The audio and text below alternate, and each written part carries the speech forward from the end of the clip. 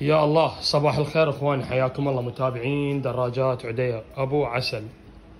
اخوان، الماجستا الاس اللون المميز اللي 3 الوان اسود سيلفر طماطي، الدراجه انباعت ان شاء الله.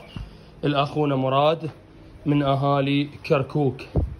طبعا مراد ما اخذ مني سابقا دراجه، وهاي الدراجه الثانيه، وبالعافيه عليك على هاي القطعه المميزه والجديده، وبذاتي ونفسي اني شخصيا راح اودي لك اياها للنقليات، واخذ وياي بطانيه واخذ وياي نايلون، وان شاء الله الفها وعلى حسب الاصول، وافتح لك المرايات اذبهم بالجنطه، وبحيل الله توصلك سلامات. طبعا مراد حول فلوسها وانا راح اودي لي اياه، وانا اشكرك طبعا على الثقه، وان شاء الله اي واحد ما تروح فلوسه، احنا ان شاء الله بيتنا موجود وانا موجود وما يروح حقك.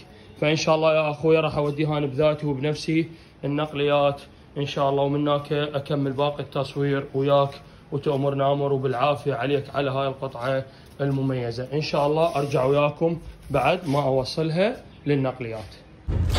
حبيب قلبي، هاي انا رجعت وياك، هذا تصويرها الثاني. هاي هنا الدراجه تغلفها، طبعا باليابان ما مغلفينها هيجي، اما انت الله اعتنيت لك بيها اعتناء مو طبيعي، باوع كلها لفيناها. هاي همين كرتونه جوا، وهاي بطانيه، وبالعافيه عليك ان شاء الله. بعد ما نعرف ايش وقت راح تطلع التريلر، بعد ما نعرف، بالعافيه عليك ومهل، وهنا ان شاء الله راح نصعد لك اياها وتأمرنا امر. انا حاضر اخوان، اي نقليات تريدون موجوده، اي محافظه ان شاء الله بالعراق ندز لكم، تدز فلوسك وانا الممنوعات، وانا خادمك ان شاء الله، وانا حاضر.